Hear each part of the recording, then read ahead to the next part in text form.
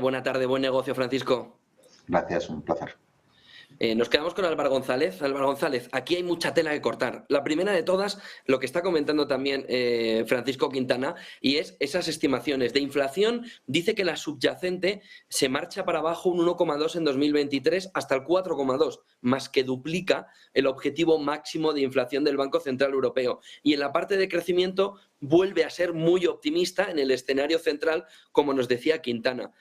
¿Por qué el Banco Central Europeo no se pone ya en el peor de los escenarios para intentar ver de qué manera puede dar impulso luego al conjunto de la economía?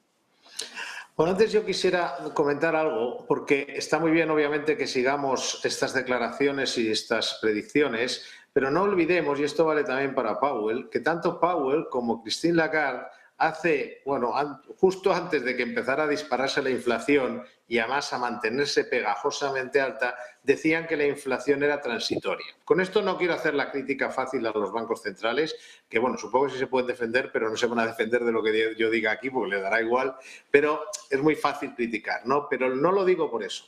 Lo digo para que cojamos las cosas en su justo término. Los banqueros centrales no son los bancos centrales y sus grupos de economistas no son especialmente brillantes a la hora de predecir este tipo de cosas. Ya lo hemos visto muchas veces. Por lo tanto, ¿qué quiero decir con esto? Que aquí quien manda es la inflación. Es decir, donde manda capitán no manda marinero. Mirando a los bancos centrales, de algún modo es como si estuviéramos mirando al dedo y no a la luna, cuando señalamos. Es decir, quien va a marcar lo que hagan los bancos centrales es la inflación.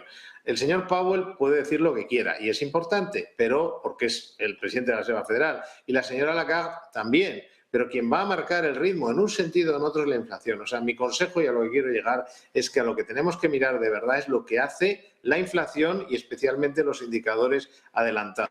Por lo tanto, con todo el respeto a estas declaraciones, que hay que seguirlas porque el corto plazo del mercado se mueve en función de lo que dicen estas personas, a la larga, me refiero no a la larga de años, si a medio plazo, a meses vista, todo dependerá de lo que haga la inflación. Si la inflación en Estados Unidos cae más de lo que se espera y cae con fuerza, pues por supuesto que la Reserva Federal tendrá que pausar, porque es ridículo, no tiene justificación alguna que siga subiendo los tipos de interés medio punto y lo que sea, cuando la inflación está bajando y está en dirección hacia lo que ellos esperan. Y lo mismo se puede decir del Banco Central Europeo, en un sentido o en otro. Si mañana tenemos, como ha dicho bien Francisco, tenemos problemas en la guerra que de alguna manera generen nuevos problemas de abastecimiento de gas, de lo que sea, etcétera, pues vamos a tener más inflación, haga lo que haga Lagarde.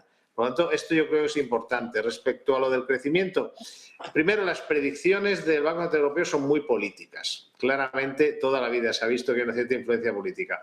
Tiene también razón en esto Francisco Quintana. Es decir, bueno, y por no decir que lo de Nomura, es decir, lo de Nomura diciendo que vamos a tener una recesión, no ya un crecimiento bajo, una recesión en Europa y que encima los tipos van a subir al 4,5, una cosa u otra. Es decir, si entramos en una recesión en Europa, la recesión es el mayor antídoto que hay contra la inflación. Si la gente no tiene dinero, ¿cómo va a comprar de todo y a cualquier precio? Por lo tanto, digamos, las predicciones del Banco Central Europeo suelen ser conservadoras en lo económico porque tampoco quieren, ¿cómo diría yo?, dañar políticamente las predicciones de los gobiernos y al final será lo que tenga que ser. Es como con la inflación.